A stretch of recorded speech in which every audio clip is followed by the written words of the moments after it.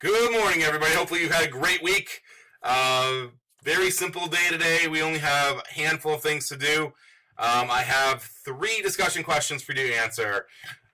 There are some hypotheticals, like what you do if you were in a situation, kind of stemming around Watergate. And then I have a third one that's going to be kind of a preview of what we're doing next week.